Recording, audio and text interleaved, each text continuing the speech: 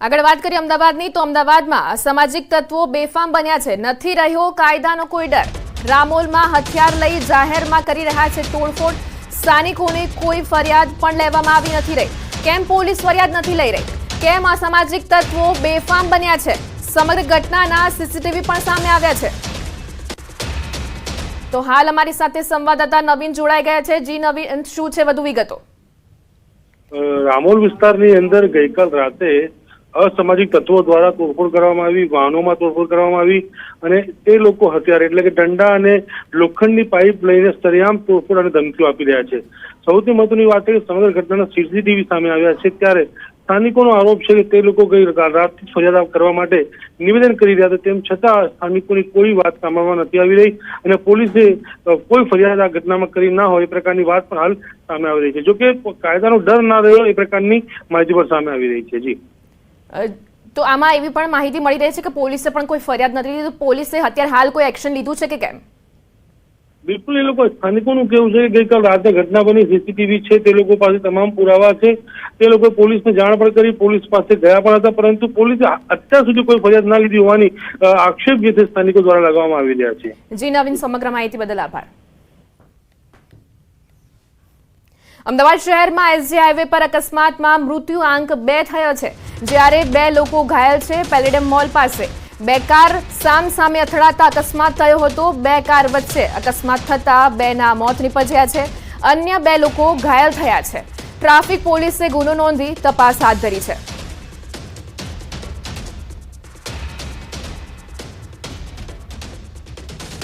અમદાવાદના સોલા પોલીસ સ્ટેશનમાંથી એક આરોપી ફરાર થયો છે। પોક્સોનો 21 વર્ષીય મેહુલ પરમાર નામનો આરોપી ફરાર થયો।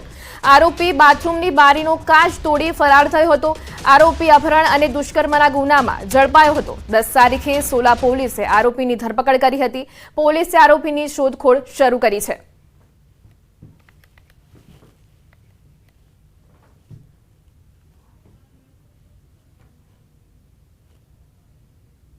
અમદાવાદ શહેરમાં વધુ એક હત્યાનો બનાવ બન્યો છે। સરદારનગરમાં જૂની અદાવતમાં પ્રિન્સ નામના યુવક પર હુમલો કરવામાં આવ્યો હતો। યુવકનું સારવાર દરમિયાન મોત નીપજ્યું। યુવકનું અપહરણ કરી માર માર્યો હોવાનું પરિવારજનોએ આક્ષેપ કર્યો છે। 18 વર્ષીય પ્રિન્સ પર 5 લોકોએ ભેગા મળી હુમલો કર્યો હતો। આરોપીઓ ન પકડાય ત્યાં સુધી મૃતકના પરિવારજનોએ ડેડ બોડી સ્વીકારવાનો ઇનકાર કર્યો છે। સરદારનગર પોલીસે સમગ્ર મામલે તપાસ હાથ ધરી છે। ખંભાળિયામાં આવેલ 120 વર્ષીય જૂનો કેનેડી પુલ જર્જરિત થઈ જતા 1 વર્ષ પહેલા તંત્રએ આ પુલ પર અવરજવર માટે રોક લગાવી હતી। નદીના પટમાં ડાયવર્ઝન આપવામાં આવ્યું હતું। હાલ ચોમાસાની સિઝનમાં નદીમાં વરસાદી પાણી આવવાના કારણે ડાયવર્ઝન ધોવાઈ જવાથી કાદવ કીચડ અને ખાડાનું સામ્રાજ્ય થઈ ગયું છે। ખરાબ રોડને કારણે અકસ્માતો થઈ રહ્યા છે। વાહન ચાલકો ભારે મુશ્કેલીનો સામનો કરી રહ્યા છે। ખંભાળિયાથી પોરબંદર ભાણવડ જતા વાહનો તેમજ આસપાસના ગ્રામજનો અને સોસાયટીના રહીશો આ ડાયવર્ઝનમાંથી પસાર થવા મજબૂર બન્યા છે। ડાયવર્ઝનની હાલત ખરાબ હોવાથી વાહનો ફસાતા નજરે પડ્યા હતા। વાહન ચાલકો તેમજ સ્થાનિકો પાકું ડાયવર્ઝન બને તેવી માંગ કરી રહ્યા છે। આમ રિક્ષા ફરીને જવું પડે, સાયકલ હાલતી નથી આમાં, અને આમાં માટી નાખી દીધી છે। માટીના હિસાબે માણસો પડે છે અને અમારે અહીં કાયમી અહીંથી 4 વખત નીકળવાનું હોય છે, પણ આ લોકો તંત્રનું કંઈ કામ જ નથી। આમાં માટી જ નાખી દે, જ્યારે કંઈ પાણી આવે એટલે માટી નાખી દે છે। આમાં ગમે ત્યારે ગમે કોઈ વ્યક્તિ કે માતાઓ બહેનો ગાડી સ્લીપ થાય, પડે, એક્સિડન્ટ થાય તો વધારે જોખમ રહેલું છે। પણ તંત્ર દ્વારા છેલ્લા 2 વર્ષથી આ પુલને જર્જરિત જાહેર કરી અને બંધ કરવામાં આવી છે અને ખંભાળિયા શહેર, આજુબાજુની સોસાયટી અને અનેક ગામો જે પોરબંદર ભાણવડ રોડ પરના છે ત્યાંની હજારો જનતાને 2 વર્ષથી આ તકલીફ ભોગવવી પડે છે।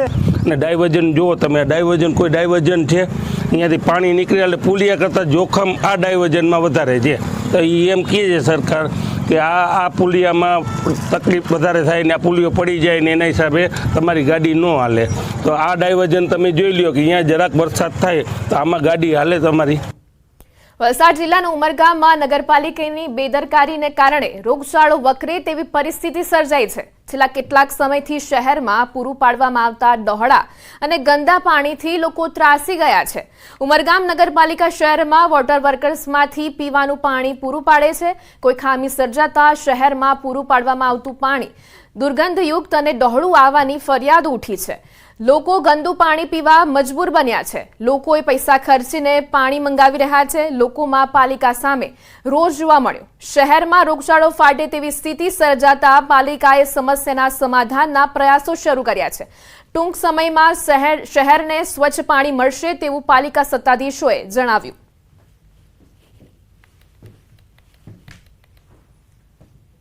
ખરાબ આવે છે સર કે એને યુઝ કરી શકાતું જ નથી. વાસણ ધોવા, કપડાં ધોવા કંઈમાં બી યુઝ નહીં થાય, તો પીવાની તો વાત જ દૂર છે સર. ને આ પાણીથી છોકરાઓ બીમાર થાય છે, સ્કિન એલર્જી પણ થાય છે.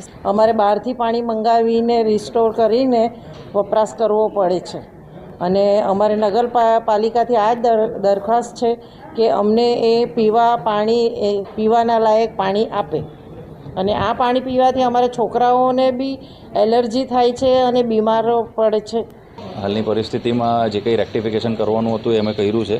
ક્લેરિફાયરનું બેસિકલી પ્રોબ્લેમ હતું, એ ક્લેરિફાયરનું મોટર કંઈ બગડી ગયું હતું, એના લીધે સમસ્યા થઈ હતી ને 2 દિવસની સમસ્યા હતી. અત્યારે અમે એ રેક્ટિફાઈ કરીને અત્યારે ચાલુ કરી દીધી. આગળ વાત કરીએ વરસાદની રાહની.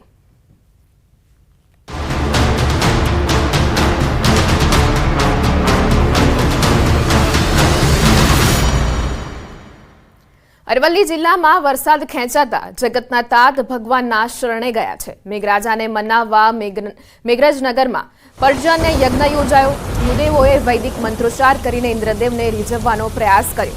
પીવાના પાણી અને ખેતી માટે વરસાદની રાહ જોતા ખેડૂતો આગ સામે મીટ માંડીને બેઠા છે. મેઘરજ અને અરવલ્લી જિલ્લામાં વરસાદ નહિવત થતા ખેડૂતોની ચિંતા વધી છે. વર્ષોની જે પરંપરા છે કે વરુણદેવને રીઝવવા માટે યજ્ઞનું આયોજન કરવામાં આવ્યું છે. અને મેઇન બજારમાં વિષ્ણુ ભગવાનના સાનિધ્યની અંદર વરુણદેવ રીઝી જાય અને આ ખેતી પાક બચી જાય અને વરસાદને જે ખેડૂતો રાહ જોઈને બેસી રહ્યા છે એના માટે આજે યજ્ઞનું આયોજન કરેલ છે. સાબરકાંઠા જિલ્લા બાજુ વરસાદ ખેંચાતા ખેડૂતોની ચિંતા વધી છે. ચોમાસુ સિઝનને લઈને ખેડૂતોએ જ્યાં પાણીની સગવડ હતી ત્યાં વાવેતર થઈ ગયું છે, પરંતુ કેટલાક ખેડૂતો હાલ વાવેતર શરૂ કર્યું છે. ત્યારે વરસાદ ન થતા વરસાદની રાહ જોતા ખેડૂતોની હાલત હાલ તો કફોડી બની છે. આમ તો વરસાદ પડ્યો છે, પરંતુ તેમ છતાં પાક મુરઝાવા લાગ્યો છે. મુખ્યત્વે સાબરકાંઠા જિલ્લામાં ચોમાસુ વાવેતરમાં મગફળી, સોયાબીન, કપાસનું સૌથી વધુ વાવેતર કરાય છે, પરંતુ ચાલુ વર્ષે સાબરકાંઠામાં વરસાદ મોડો થયો છે.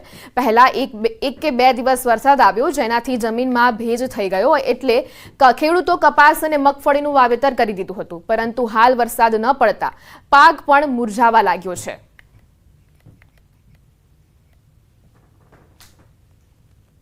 ત્રણ દિવસથી આ વરસાદ બંધ રહ્યો છે. વાવેતર કરવાનો બાકી છે અને ભેજ ઘણો હોય એટલે વાવેતર થતું નથી.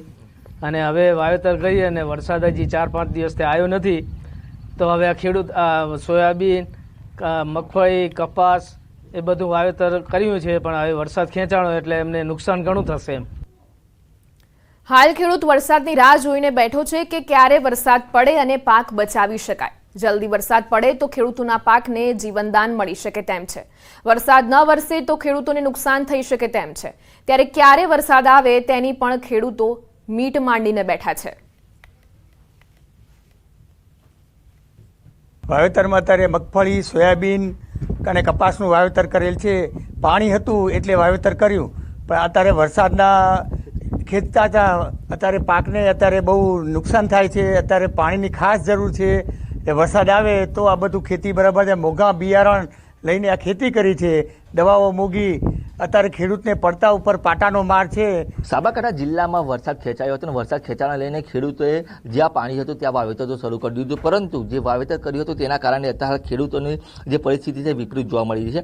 ખાસ કરીને જે વાવેતર કર્યું હતું ત્યાં પાક સુકાવા લાગ્યો છે. મગફળી હોય, સોયાબીન હોય કે કપાસ હોય, અત્યારે હાલ જે વાવેતર કર્યું છે વાવેતરના જે પાન છે પાન પણ મુરઝાવા લાગ્યા છે. તો આ ઉપરાંત ખેડૂતોને લાખો રૂપિયાનું નુકસાન થઈ શકે તેમ છે. અત્યારે હાલ તો મોંઘાદાટ બિયારણો, ખાતર, દવાઓનો છંટકાવ કરીને પણ પાકને જીવંત રાખવા માટે ખેડૂતો પ્રયાસ કરી રહ્યા છે, પરંતુ અત્યારે હાલ ખેડૂતો એક જ રાહ જોઈ રહ્યા છે કે જલ્દીમાં જલ્દી વરસાદ પડે તો ખેડૂતોનો જે પાક છે પાકને જીવનદાન મળી શકે તેમ છે. ઈશાન પરમાર, ન્યૂઝ 18 ગુજરાતી, સાબરકાંઠા. ગુજરાતભરમાં વરસાદી માહોલ જામ્યો છે. ઠેર ઠેર વરસાદ પડી રહ્યો છે, પરંતુ કચ્છ જિલ્લામાં વાવણી લાયક વરસાદ ન પડતા ખેડૂતો ચિંતિત બન્યા છે. કચ્છ જિલ્લામાં હાલ માત્ર 30% જેટલી જ વાવણી થઈ છે. જો આગામી દિવસોમાં વરસાદ નહીં આવે તો ધરતીપુત્રોની હાલત કફોડી બનશે. જિલ્લામાં માત્ર 25 થી 30% વિસ્તારમાં વાવણી લાયક વરસાદ થયો છે, ત્યારે ભુજના કુકમા ગામના ખેડૂતો પણ ચિંતિત બન્યા છે. કચ્છમાં વરસાદ ખરેખર જો વાવણી લાયક વરસાદ બિલકુલ જેને કહેવાય નથી પડ્યો. ખરેખર સચરાચર વરસાદ કહેવાય, જેને કે 4 દિવસોમાં એક સરખો જ્યારે વરસાદ પડતો હોય અને જ્યારે વાવણી લાયક જે વરસાદ આપણે કહી શકીએ કે અત્યારે નથી પડ્યો. કાંઠાળ વિસ્તાર જે છે કચ્છનો, એમાં વરસાદ કદાચ પૂરતો થઈ ગયો છે, પણ સેન્ટર એરિયા ભુજ તાલુકો, અંજાર તાલુકો કે આ વચનો ગાળો જે છે જગ્યા, એનામાં વરસાદ થયો છે ઓછો ને. રાજ્યના મોટાભાગના જિલ્લાઓમાં મેઘમહેર જોવા મળી છે, પરંતુ પાટણ જિલ્લામાં હજુ પણ મેઘરાજા મન મૂકીને વરસ્યા નથી.